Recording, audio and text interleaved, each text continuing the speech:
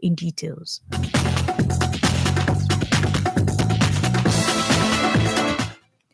Reactions have continued to trail comments by Vice President Yemi Osinbajo that cracks in the country could lead to its breakup.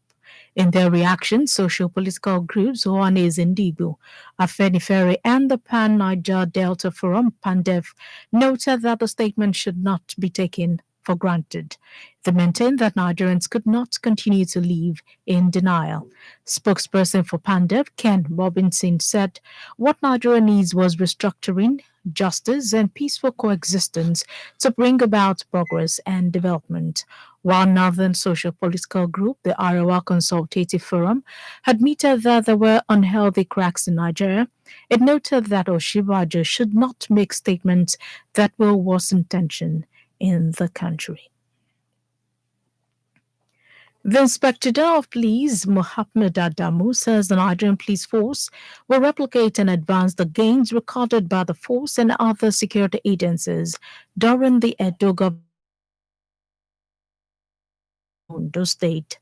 Adamu spoke when the convener and co-convener Nigeria Civil Society Situation Room, Clement Nwako, and Esther Uzoma led other representatives of civil society organizations in Nigeria on a visit to the IGP at the force headquarters, Abuja. The IGP reassured that the force will continue to partner with the Independent National Electoral Commission and other stakeholders in election management towards ensuring fair, peaceful, and credible elections in subsequent elections.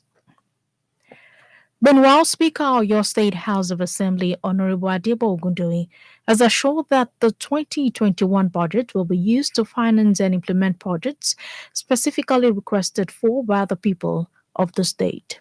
Ogundoyin gave the assurance while leading the stakeholders consultative meeting on year 2021 budget organized by the Your State Ministry of Budget and Economic Planning in Igbora. As part of Pensioners FM's assessment of the various aspects of the Nigerian economy, today we'll be looking at the level of infrastructural development after 6 years of nationhood. Our correspondents Oluwatomishi Adeshino and Oluwayomi Adeshino went to work and came up with this report.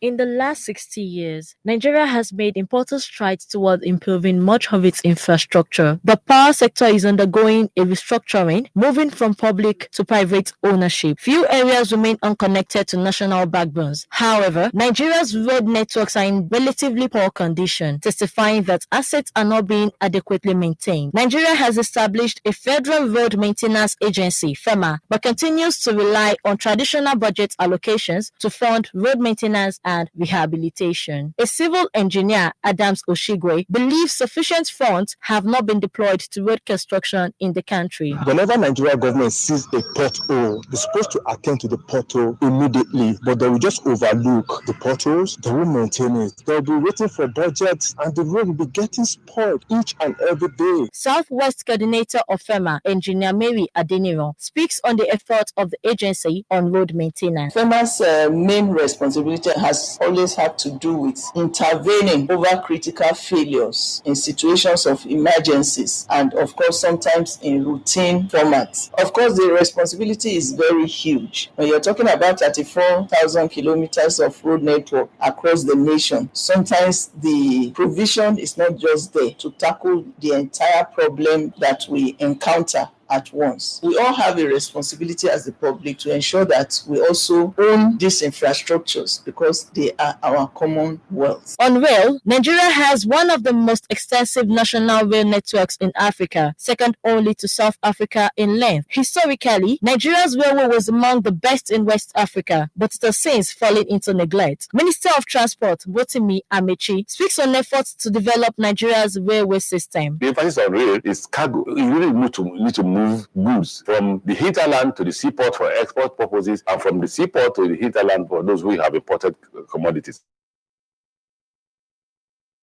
It creates employment, it creates production. Another area of interest when it comes to infrastructural development is the power sector. Although Nigeria has been generating electricity in commercial quantities for over a century, research has shown that the pace of electricity infrastructure development in the country is still very slow and power supply remains highly inadequate. The overall effect of this is poor industrialization leading to job losses. The Regional Communications Officer, Ibadan Electricity Distribution Company, Mrs. Regina Adelokun speaks. We will be able to use the funds from those areas that we service very well to develop the places where we have weak infrastructure. This is because the infrastructures are weak and there is need for upgrade and there is need for expansion. In Nigeria and in diaspora, Rashid Adedokun highlights the difference between Nigeria and other developed countries in terms of infrastructural development. With a population of over 200 million compared to South Africa that has like maybe 54 million infrastructure numbers, we still generate way far more less electricity than them. So we are so lag behind, and I don't see what the country is doing in terms of that. More than 1/3 of Nigerians rely on improved latrines as their main source of sanitation. However, the practice of open defecation continues to increase while little net progress is being made towards improving overall sanitation. Meanwhile, as many as 1 in 4 Nigerians continue to rely on surface water without access to any better alternative, as access to improved water is much higher in urban than in rural areas. A public affairs analyst, Olariwaju Oyedeji, x-rays infrastructural development in Nigeria. The roads are so bad to the extent that you are not so assured of for traveling safely, so we have to rely on prayers and the likes. On water, I visited a community in Osun State, for instance, where what they have is just one source of pipe and water. I visited many other communities like that too. And now there's an argument that water is supposed to be moved to the exclusive list of the government, which I think that generally it's going to be harm than good for the country. On how the nation's infrastructure could be improved upon, Rashid Adedokun advised the government to consider partnership with investors in Nigeria's infrastructural development for significant growth. What happens to making it a tourist attraction? People come, they spend their money in your country, they bring money to your country. That's how you generate revenue. We also get some reactions from some of the citizens of the country. I believe after 60 years, we shouldn't be talking about roads, it's not fixed this road, there's no water, we do not have good electricity, you are increasing the tariff. I believe after 60, if we can still sit down and think very well, things can be better for this nation. While recent policy measures suggest that the government is taking these challenges seriously, more remain to be done. As the nation looks ahead to another 60 years, infrastructural development remains the major area that will determine the state of the nation's economy in years to come. On behalf of my colleague, Oluwayomi Adeshino, I am Oluwatumise Adeshino for Pensioners FM on this special Independence Anniversary Report. This is news around the world on Pensioners 106.7 FM. Let's now talk some pension and labor stories. Organized labor represented by the Nigerian Labour Congress (NLC) and Trade Union Congress (TUC) has given reasons for shelving its planned nationwide strike and protest. This is contained in a joint communique obtained by newsmen. According to the labor leaders, the impact of COVID-19 was considered before agreeing to shelve the industrial action. The labor leaders noted that federal government explained to them the state of the economy and the drive behind the recent cost-reflective electricity tariff adjustments and deregulation of the downstream.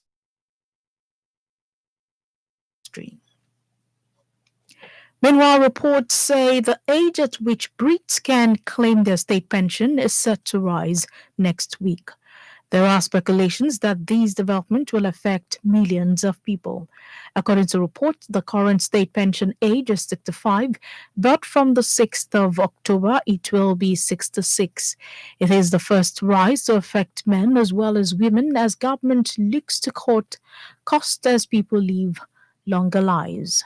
You're still on to news around the world on Pensioners 106.7 FM Ibadan. Now to other stories.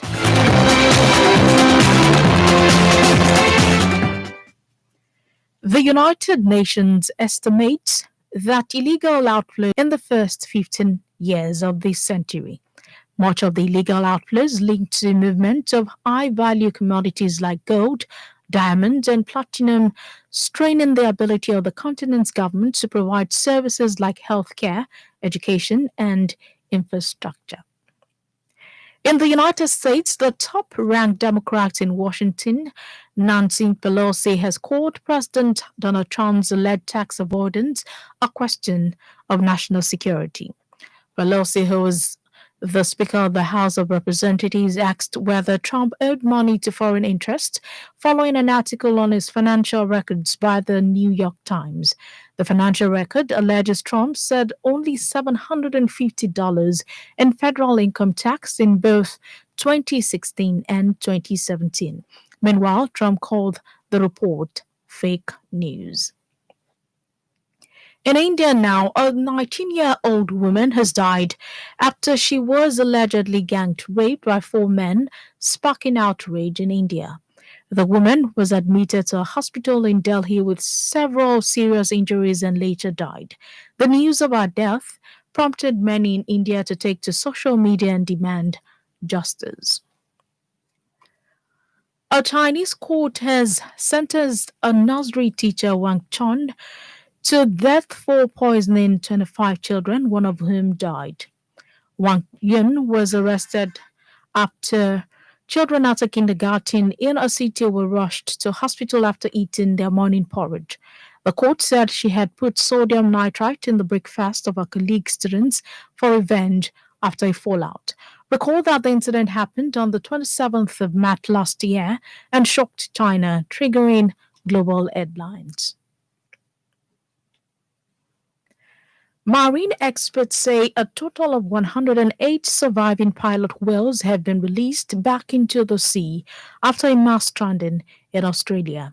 A statement released by the Tasmanian government confirmed that 108 long-fined pilot whales, which had survived the stranding, had been released outside the heads of Macquarie Harbour. Marine Conservation Program wildlife biologist Dr. Chris Cullen called it a fantastic outcome after 5 days of hard work by the rescue team. You're still on to the news around the world on Pensioners 106.7 FM. We will be back with entertainment and sports stories.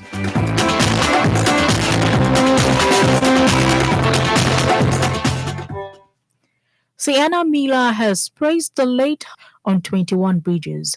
The pair starred as detectives in the thriller, which was released last year.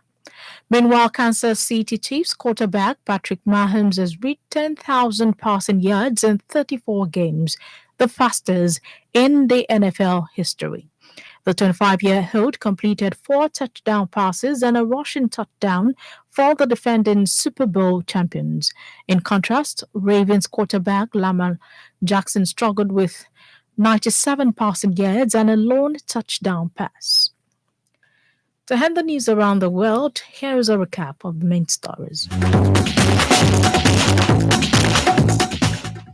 Northern socio-political group, the Harawa Consultative Forum, has warned Vice President Yemi Osinbajo over utterance. Meanwhile, Afenifere and Ohanaeze Ndigbo backed him. Africa has lost $3 billion to illegal transfers. Democrats in Washington has called President Donald Trump alleged tax avoidance a question of national security. In sport, American footballer Patrick Mahomes has reached 10,000 passing yards in 34 games, the fastest in the National Football League history. That ends the news. The news editor is Yetunde Oki.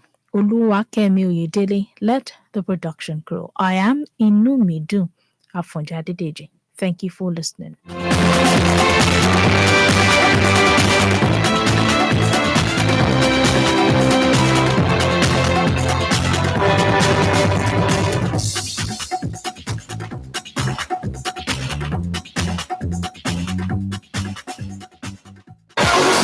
There is that radio station that cares about the people. Looks out for the missing here among us.